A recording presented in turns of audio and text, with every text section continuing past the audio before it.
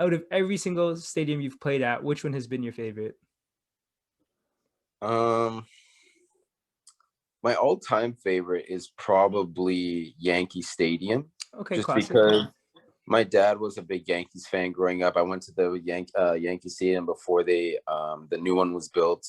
And like just everything about it, just like the aura, and it's basically the face. Yankees are the face of the MLB. Hmm. So playing there was always a treat. I liked Fenway too as well because it always felt like you're in a movie. Like it felt like Okay.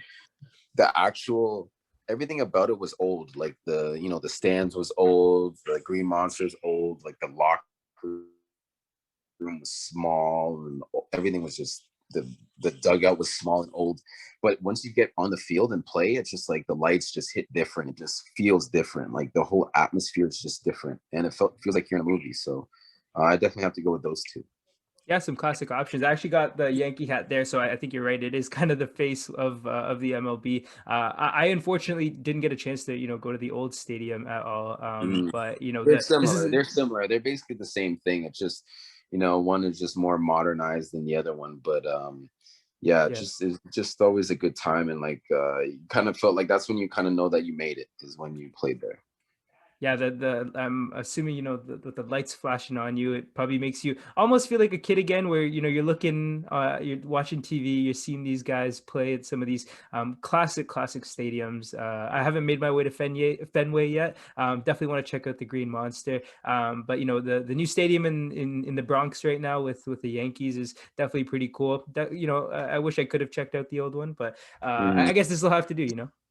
Yeah, for sure, for sure. All right, and finally, for the ending off the kind of favorite segment, or actually, sorry, what, I got one more that I want to spring on you, but I'll save that for the end. Who's your favorite artist to listen to? Whether that's on the road, before a game, getting hyped, or maybe after the game, just chilling a little bit.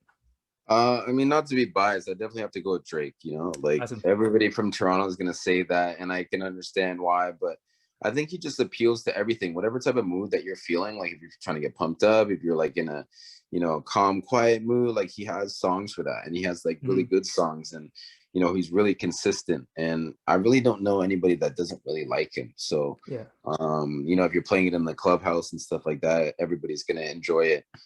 Me myself, like I said, if it depends on the vibe, but like there's always something that you could play by him that will get you in that mood and like keep you there and like have you feeling good, or however, whatever your end goal is, like he could do it for you. And he's probably one of the only artists in the game that can do that. So you got to respect it. 100%. Maybe bumping a little bit of Marvin's Room after a tough loss. So yeah. Have you ever gotten mistaken for Drake? Because I know you kind of Yeah, got yeah. the beard going Like on too. people say like I sound like him sometimes. People say I look like him because of the beard, especially when I'm in the Mhm. States. I feel like they just kind of like, put two and two together. Like I'm a light skinned guy and like we kind of have the same voice and they think I'm me. Or if I went to Europe too, I've got asked a couple times, but I'm like, okay, if I was actually Drake, do you not think I would have security everywhere? Like I wouldn't be alone. Like I'm sorry, like that wouldn't happen. Yeah, yeah. Um, but yeah, no, I've definitely got it before. I met him a couple times too, and somebody pointed out like, oh, you guys kind of look alike, and I was like, I don't see it. He's like, I don't see it, and I'm like, well, then it's settled. You know what I mean? Yeah, So yeah. yeah, so Yeah, yeah. that's I like, what if one day maybe you're in Europe, or maybe you're down in the States and somebody comes up to you. Have you ever thought about, hey, just riding with it, and I maybe need just to. I need to. Actually, I took a picture with the taxi driver when I was in Australia, and because he literally thought I was Drake, so I was like, "All right, cool. I'll take a picture with you then." showing all his friends Yeah, for out in sure. They're probably like, Australia. "That wasn't him. That wasn't him." Oh man, don't kill me. And then finally, so this is the one I guess I was super curious about. When I first reached out, this is kind of the one. I don't know why, I just kind of went straight to mind. But during your stint with the Jays, who was your favorite teammate and why?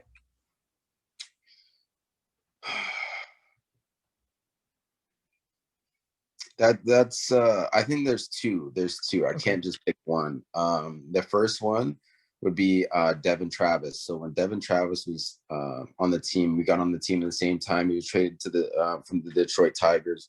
and we came up in the minor leagues together. So I always felt comfortable around him. He was always a guy to reach out to like see how Mhm. I was doing besides baseball. You know, a lot of guys view him as like one of the best teammates they've ever had, just because he just, you know, it didn't matter about him. You could have had the worst game ever, but like he'd be the first guy to pump your tires if you had a sick game, or like if you had a Mhm. bad, he'd be the first one to like pick you up. And yeah, everybody always respected him. Everybody always rooted for him. He was always positive. Like even if he was having a bad day, you would never know it. Like he was super consistent. Um, and yeah, he was somebody that I loved and I still talk to this day. And I also have to say Jose Bautista. I think he got a bad rap, like when it came to the media, that he was kind of a Mhm. dick and like he wasn't a nice person. And he wasn't towards the media because he was always upset that they were posting like stuff that he didn't say, or like, you know, changing his words up. And they were making him perceived to be this person that he wasn't, because when it came to us and you know, how he treated us, and you know, he kind of took me under his wing, and like he wasn't this like superstar in my eyes. He was like just this guy who just like wanted everybody to succeed and like Mhm. be do well. So like anytime I had a question, I would always go to him. He'd always reach out and like invite me to like dinners with him, and like just got to hang out with him and just be around and get to know him on a personal level. And he was just a great person, and he still is. Like I still message him and we still talk every once in a while too. And another one that was there for a short time was David Price. When he was there, he was only there for like 2 months, but Mhm. man, there was no guy that I ever felt in my all the time I was in the major leagues that made everybody feel the same. It didn't matter if you were there for 20 years and you were 10-time All-Star, or if it was your Mhm. first day there. Everybody was treated the same by him, and you had to respect it because he's been a great player.